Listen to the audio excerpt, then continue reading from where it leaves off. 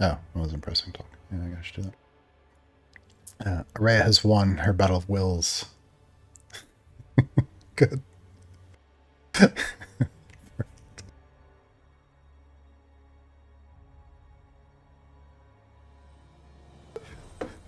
I spilled hot tea on myself.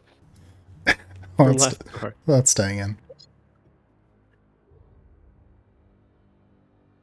I missed everything except for the final belly rub. Same. We came in at the right moment. Yep. Araya has won her battle of wills against the cursed magic in the well beneath the Traveler's District, revealing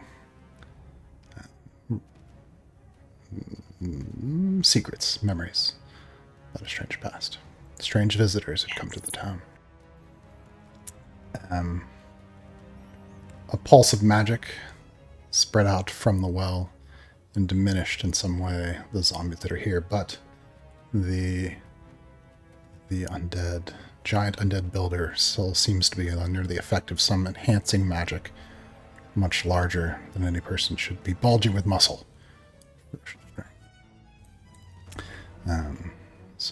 Though you seem to have cleansed the waters beneath, there is still some danger.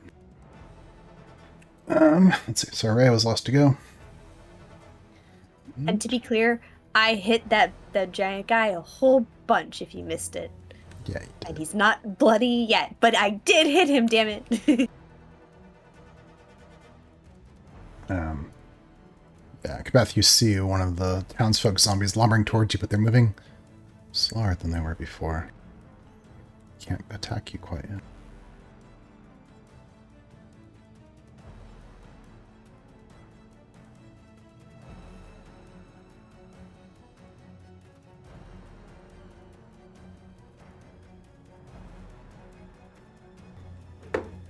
That's when one of the zombies lumbers towards you.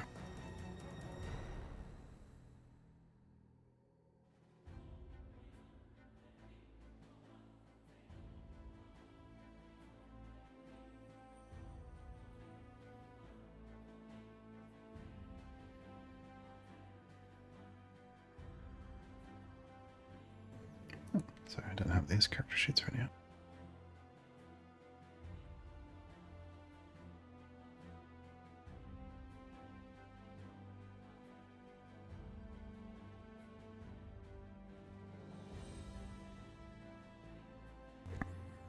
It reaches out at you, takes a bite. Assuming a 9 does not hit your armor class. Kick it off with my shield. Stumbles back, keep it at bay.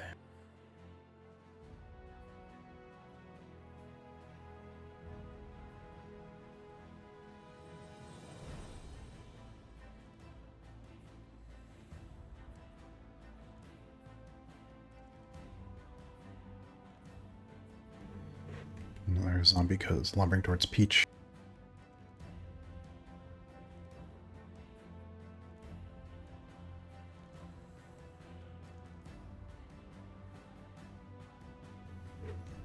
Another one stumbling towards Casey.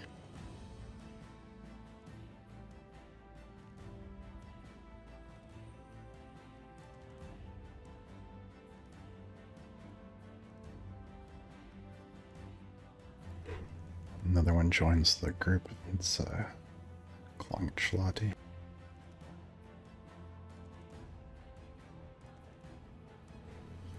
One's going to move up and take a bite at Typhon. Does a 15 hit Typhon's armor class? Yes, it does.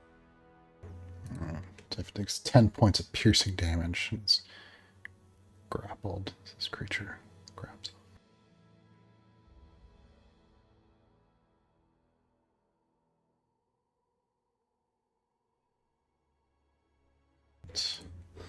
The monstrous builder turns its eyes to Giant Kabeth. Lifts its big makeshift sledgehammer.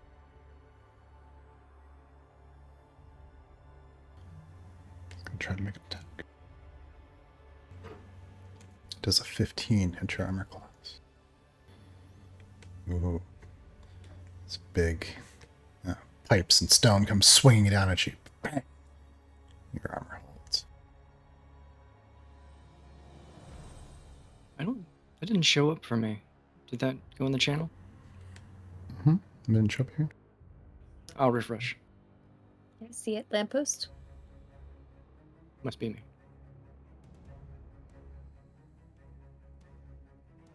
Patrick, you always have so many technical difficulties. I thought I got it worked out. I'm okay now. Shalata, you're up. She's going to call at to Peach. Come back a little toward the trees, toward us. And she closes her eyes briefly and says something softly under her breath, which Ava may catch with. Please, I need your help. And on the other side of Ava, you see Shizban shimmer back into view. Basically right over there, and she grins and moves. It's going to move over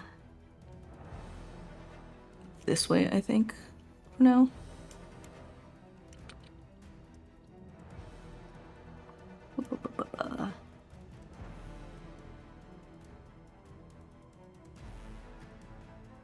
Okay.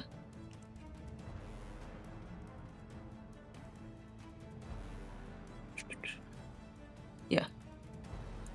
So she'll stick her right there for now, I think.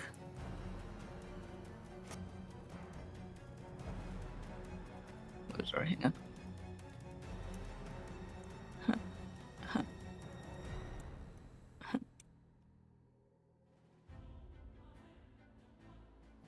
Okay, yeah. I think that's what we're just gonna say. And then she turns and faces the zombies in front of her, and is just gonna make an attack on one of them. I'll just say the one that's nearest to the well, because they all seem pretty much the same otherwise.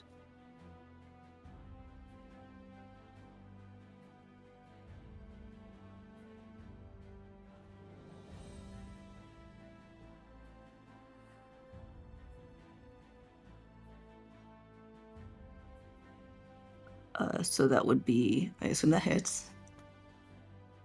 And that would be 19 bludgeoning. Or sorry, 13 bludgeoning and 6 necrotic.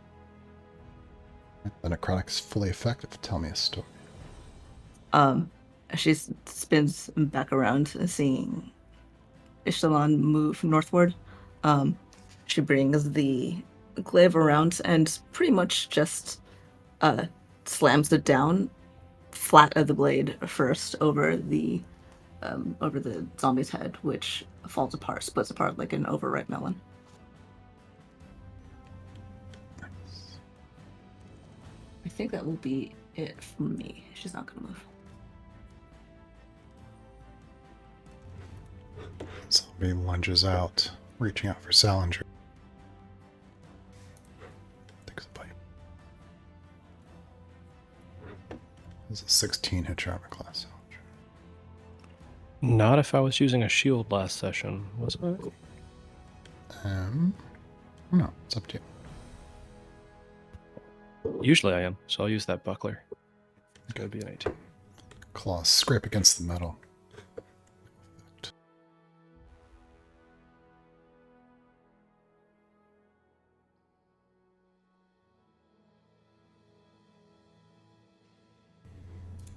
See one of the zombies slipping past the giant towards the well.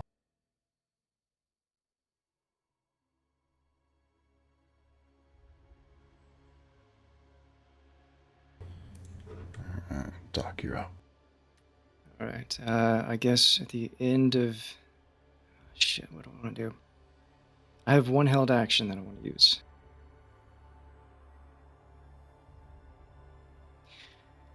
All right, I'm gonna try for the more risky one. Held action right before she sort of concentrating on some of the creatures around will just cast Bane, mostly focused on the big guy. So have him make a charisma saving throw. What's your Bane look like? Like a lot of our magic, it's sort of a bit of change that occurs within herself. A little bit of light sort of shifts, causes a bit of waving and distortions in the air, and then the same thing happens in the targeted creatures. You could almost see like it's more than likely almost invisible, but if you were really paying attention, to blink and a miss moment, the energies inside them sort of realign, and you might see just the smallest flare of light when it happens, but more than likely you see very little. But yeah, the creature feels a little just slower and disoriented, and it'll just be that creature, and then I'll just do the 2 zombies that are Shalati's fighting. Have them. You do 3 creatures. Yeah, that's good. And I'll then, mark that with, and then, go and ahead. they need to make saving throws too, right? They do. Just yeah. And then, for my turn, she's gonna use bonus action to. Holy shit. Okay. Well, they didn't make it. Bonus action. Seeing some bites on Shalati, I think I'll use she casts healing words. She says something under her breath, and some energy flies into her, and then she readies the shield on her and will go full defense as her action on her turn. So I'll just roll the health and then tell Shalati what it is. And also, Shalati, you get +2 to your armor. Oh, thank you. I've marked the baned people in green. If it doesn't explode from the negative charisma. Ava accidentally killing zombies left and right. What did it actually roll? Well, you rolled a 1, yeah.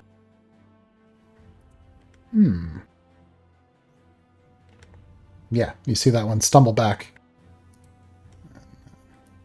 You can take an attack of opportunity if you'd like. Or Shalati can. Sure, but I don't want to stop it with Sentinel. I just want to hit it. Does that make sense? Yeah, I guess you can look to that.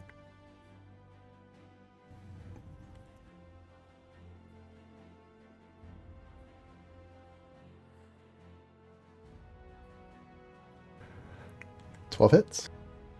Yes. So that would be 10 bludgeoning and 6 necrotic. Ooh. Tell me a story.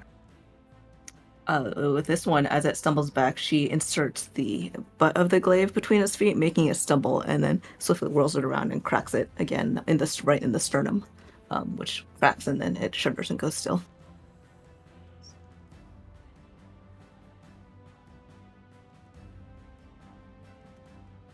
Doesn't usually do that.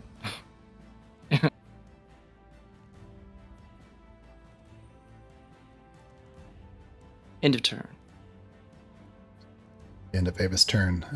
Salinger, you hear an impact sound coming from the south. That's probably fine. The zombie in front of you reaches out and takes a bite. 14, it's not going to hit you, just more claws scraping on the metal. Esmond, you're out.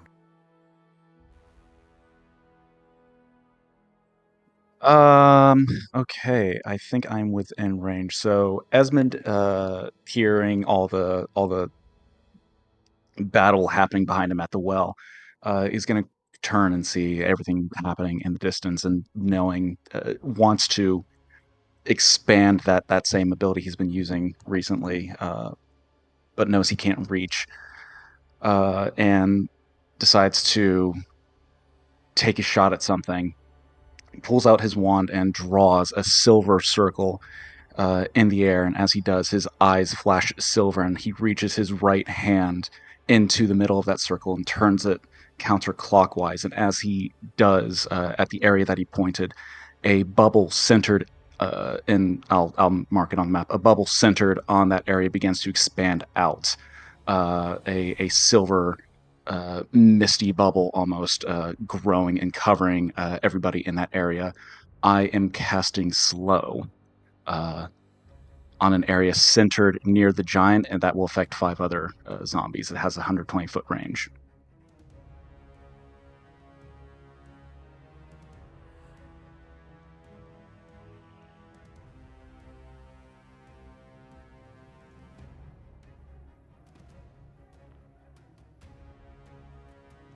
But cube. Okay. Yep, that'll work.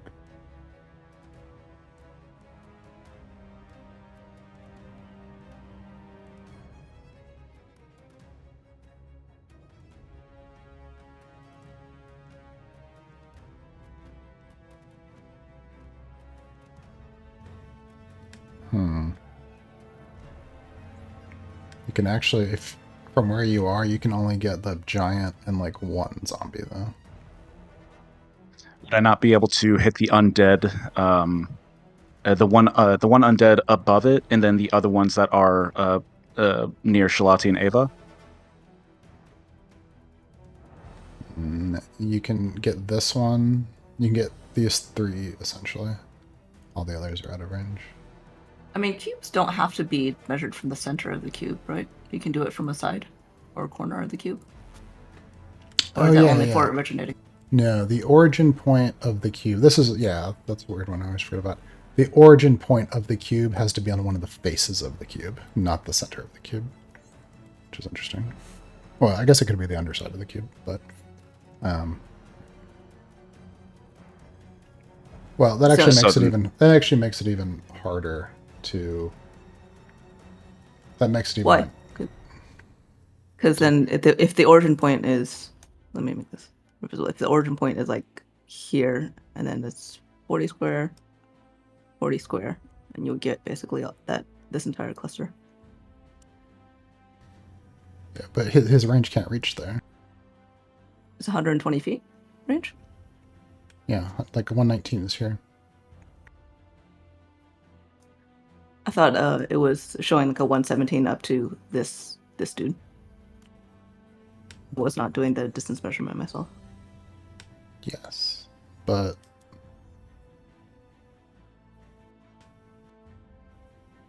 like the 40 ends. Oh, I'm stupid. No, I was measuring it from 0 to 40. Yeah, no, he's got plenty of room.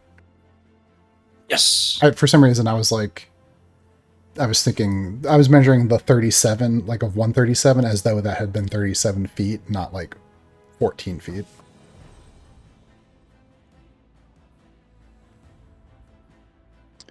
So, who all would that hit then? Would that be the giant and the 4 undead above it near Kibeth?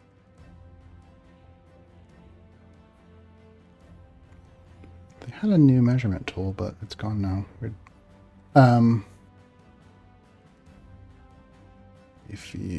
Yeah, you can get all of them. Like, you can get this entire block. Then perfect. I'll hit those 6 then.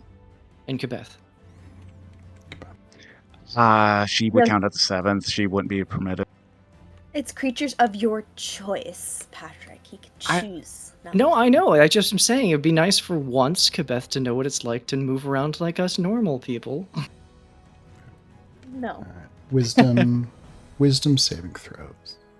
We'll do DC 17. top, bottom.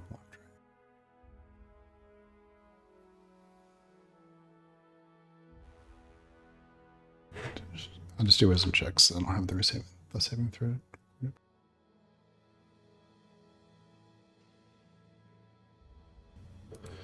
Failure. Really bad failure.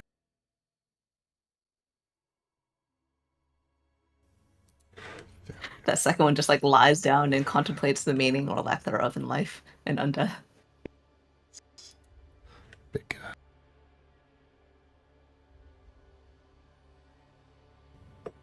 Succeed.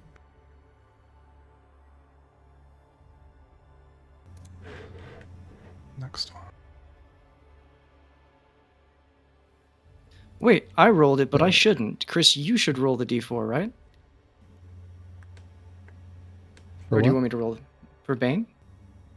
Well, if you'd gotten a 4, would you have asked me to?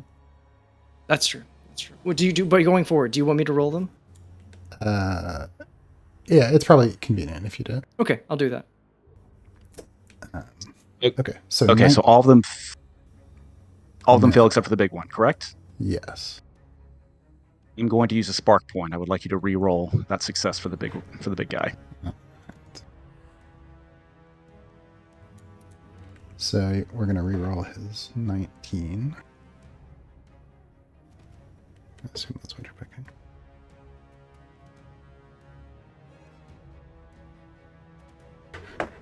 This was wisdom save, right? Yes, wisdom. Failure.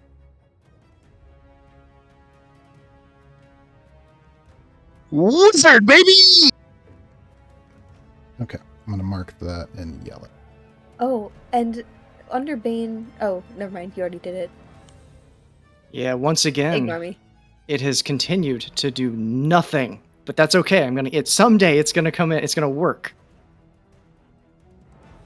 I mean, it helped me score a free kill, even though that was more effective than That's natural one. true. It was completely.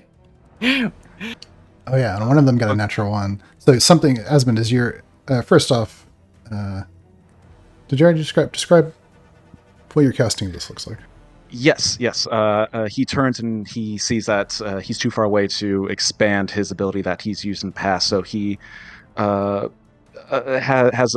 a moment of ingenuity and draws a circle in the air with his wand that glows silver. As it coalesces, he sticks his right hand into it and turns his hand counterclockwise. As he does this, his eyes flash and turn silver, and a bubble of this silver energy expands and roils over this whole block of undead. And Kibeth, you feel it roll over you as well, but you don't feel affected.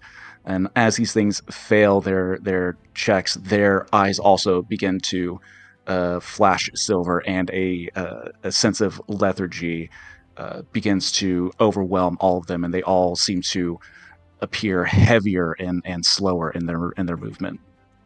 For one of them, something seems to ripple and change the spell, and you see him slow down and stop completely in mid-step, completely frozen in time. Okay. All right. Well, for the others, that is a -2 to AC and Dex saves. Their speed is halved, and they get only one action. No reactions, right? Double checking on it. -2 to AC and Dex saves, and it can't use reactions. On its turn, it can either use an action or a bonus action, not both. And that's where his eyes would usually just flash silver. This time they hold, and he smiles, big grin crosses his face, and he turns back to see, and tries to run away from this zombie directly in front of him. I'm going to try and get away from this guy.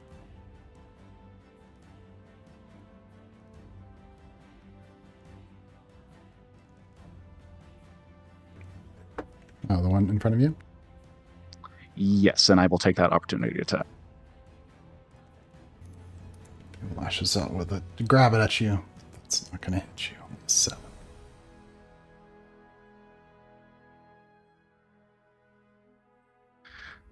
Bonus action, I'm going to if Typhon is grappled, it's an action to try and break the grapple. Is that correct? Yes. And it would be a disadvantaged attack. I think. Wait, disadvantaged attack? Or. If he chooses to attack instead. No, you're not disadvantaged while grappled. Choice. In that case, no, because no. I'll just have Typhon attempt to break the grapple and then run towards Esmond if he can. Alright, athletics check, please.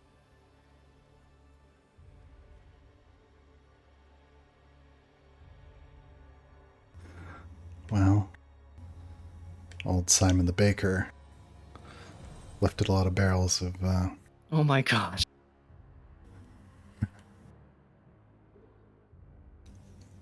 Typhon can't break free. Can Typhon still move? Like, can it move with while being grappled or no? Mm. Movement is 0. Okay, that's fine. And that'll be my turn.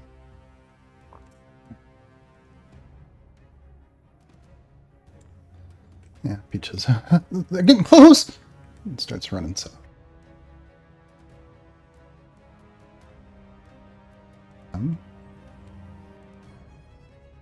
You can do it.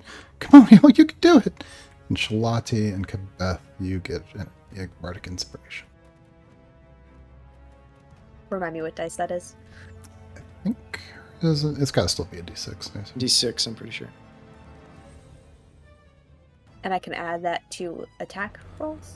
Attack rolls or saving throws, I believe. I think skill checks as well. Yeah, that makes sense.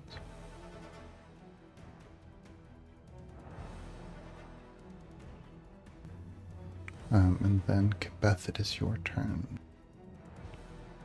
I'm gonna hit him with my hammer. The big guy? Yeah, really original choice. Let me just make sure I'm not gonna add anything. I have to remind myself what I have available left. Yeah, it's -2 armor class. It'll be a little bit easier to hit. Beautiful. All right, first swing. 15. Does that hit with his -2?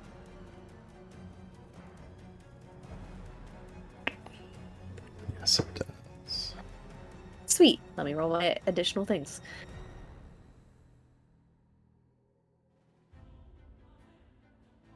So that's total acceptable rolls, I suppose.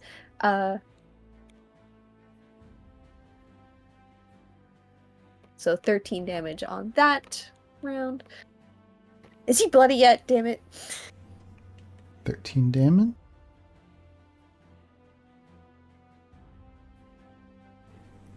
You hit him.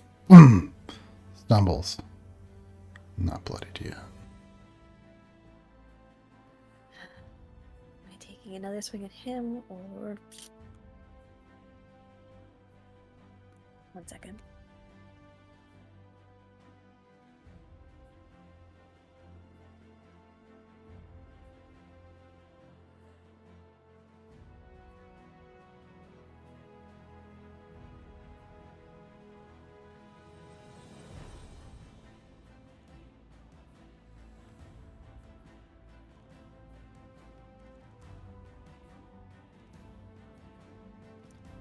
I guess I'll take another swing at the big guy.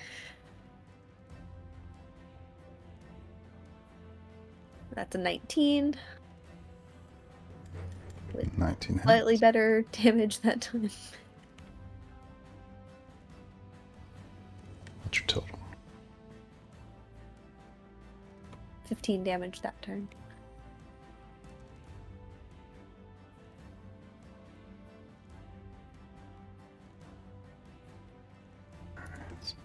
Beth, as you bloody this giant undead builder, tell me a story.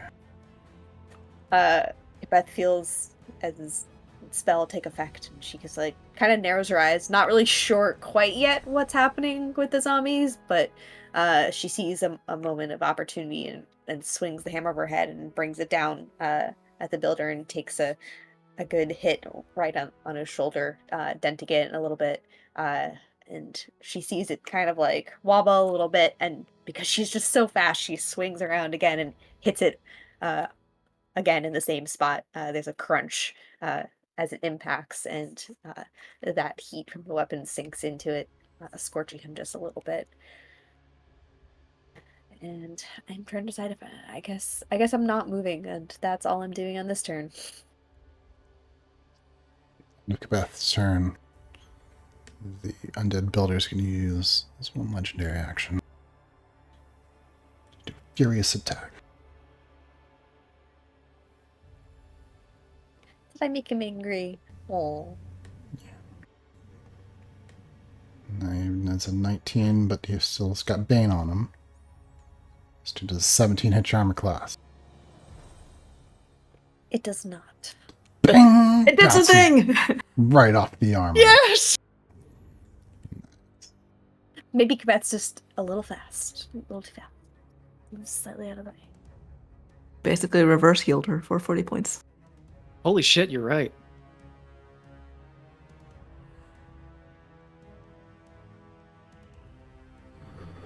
So if you see another zombie stumbling forward,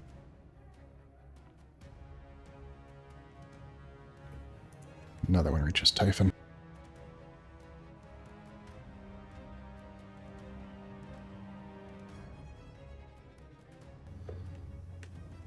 Eight. You just see claws scraping on the metal of Typhon's body.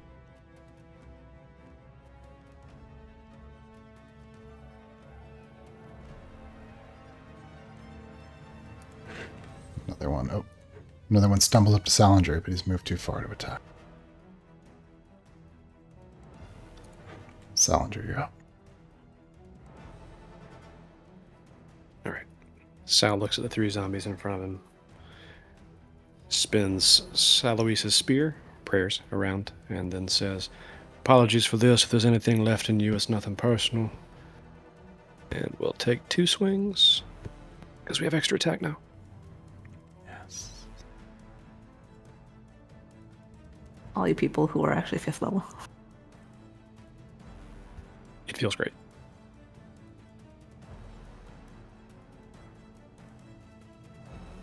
And these will be reckless. He's overconfident and not afraid of these zombies.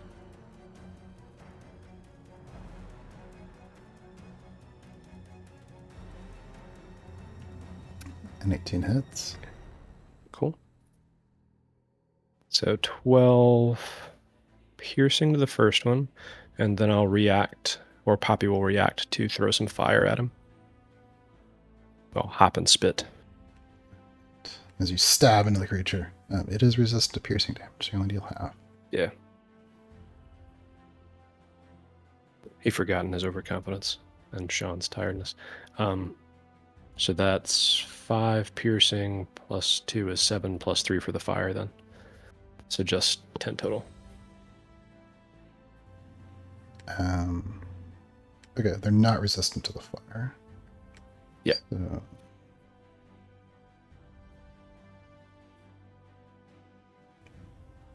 So 9. 9, right, yeah. I thought the dueling style was separate. That's why I said 5, then 2, then 3. Alright, well, you bloodied that one, tearing open part of its guts, but it's still moving. And he'll hit him with a second attack with the blunt side of the spear instead. So doing a d6 instead of a d8. So I'll roll the attack, then I'll roll the damage separately. Mhm. Or sorry, a d4 instead of a d6, because I'm using it one-handed.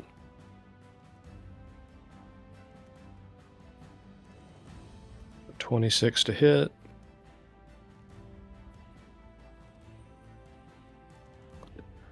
Um, 3 plus strength modifier plus 2 is 8 points of bludgeoning this time. Tell me a story. Okay. So after taunting and then stabbing into this thing with a spear and realizing, oh yeah, that doesn't work well, he pulls the spear out, flips it back over his shoulder, and then brings it down kind of like a bat on top of it, and its head caves into its torso and it just kind of crumples to the ground. Bonus action, I'll have Poppy do an attack on this other one.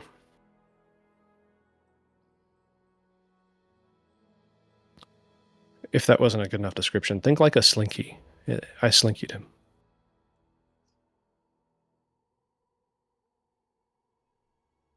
Poppy's doing an attack. Yeah.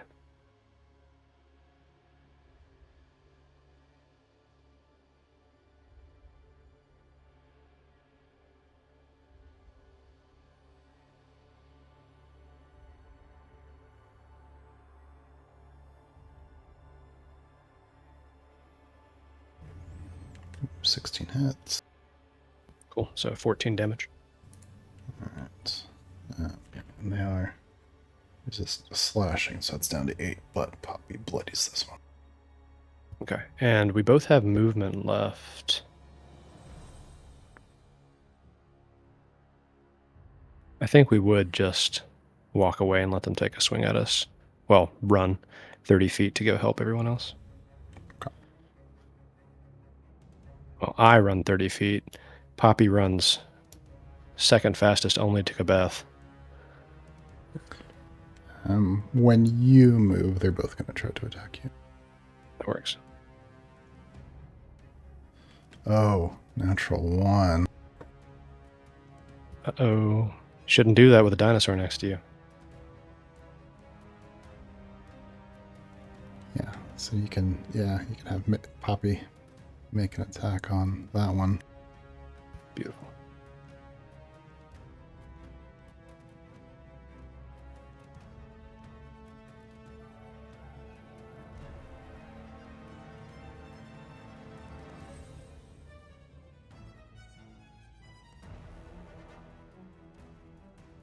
$11 miss them? Or are they that low AC? Yeah, 11 swipes and cuts through some of the flesh, but ineffective. Does a 17 hit you on a class? Misses by 1.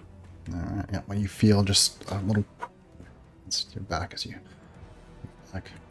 I guess against maybe your chest. And the zombies- That's it for us. Again, as you back away, you hear another impact sound to the south. Still probably fine. Cypher can take care of it. Rhea, you're up.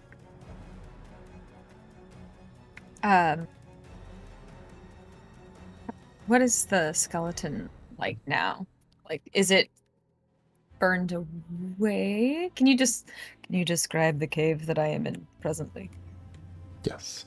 Yeah, the radiant fire that you would set upon the skeletal figure there has been almost completely burned to ash. There are some small, but not much. The water, something foul about this place seems to have been lifted. It just seems as though, yeah, underground in this chasm, there's water here, and it's old, and but you hear the sound of dripping must and impact sounds and shouts and clank of metal up above. But the wailing sounds that you had heard coming from the tunnels seem to have ended. Good. Yeah. She sort of comes to her senses briefly in a quiet moment between like the sounds of battle above. Feels like breathing out into that sense of peace, only to then hear the clatter of what she knows is a pitched battle up above, and she'll duck back through the hole that she came with, the water cleaner than before. She seems a little cleaner than before as well, having at least purified where she was. But yeah, I'm gonna head back to the well and intend to climb back up. Oh god, Araya doing anything related to athletics. Well, with everyone too occupied to actually really help you, make an athletics ability check. Oh yeah, Did you put a rope down? there is a rope. That's how I got down, was via a rope. So I mean, I have a rope to climb back up. Still, as my memories of Dream class say, that's not easy.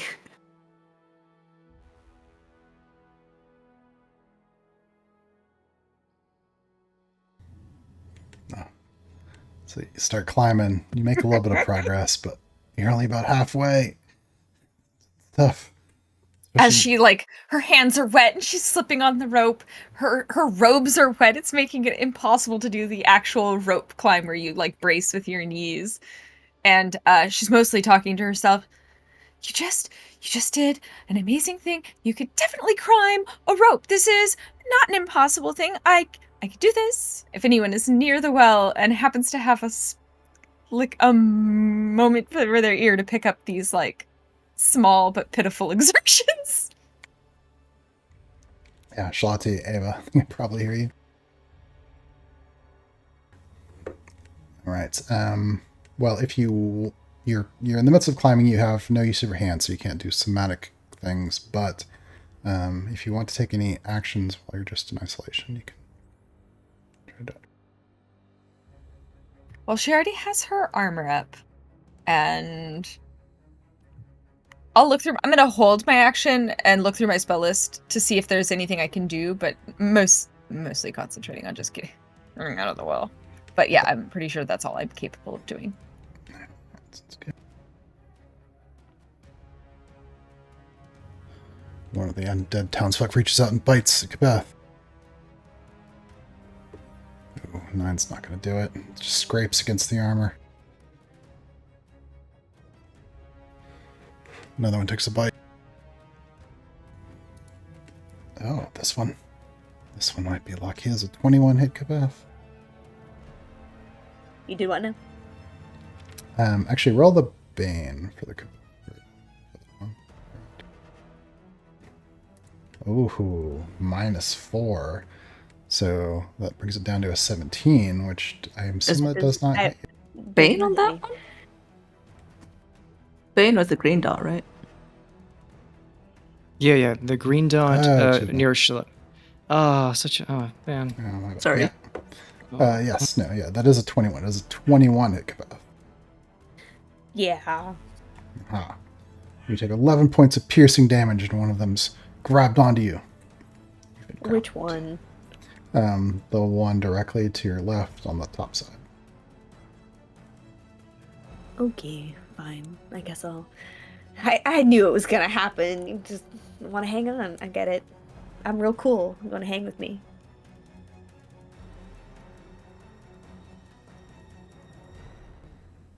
You see more zombies crowding in around Casey.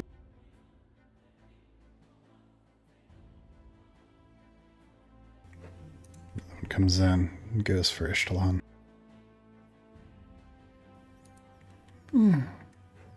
21. I'll hit. Grabs on and takes a bite. What happens? Pierce. Poof.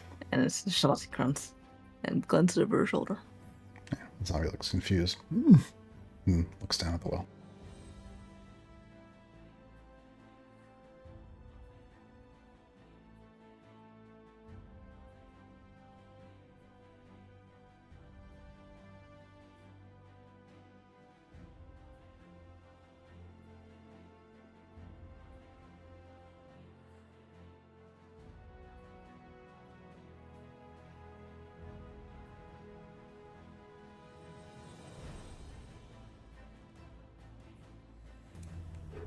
One of them stumbling forward. One of his arms is missing, but he's almost at the well. Reaches out just south of Shalati, takes a bite. 12. No.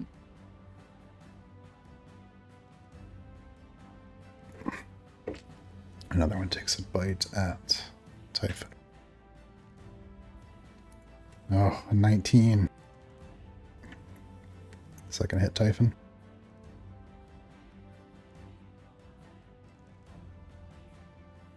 I didn't realize anything was attacking me. Or Typhon.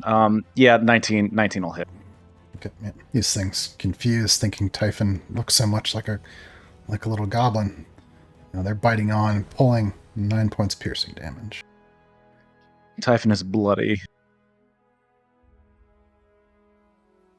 What does it look like when Typhon's bloody? Man, I don't know. He's a robot.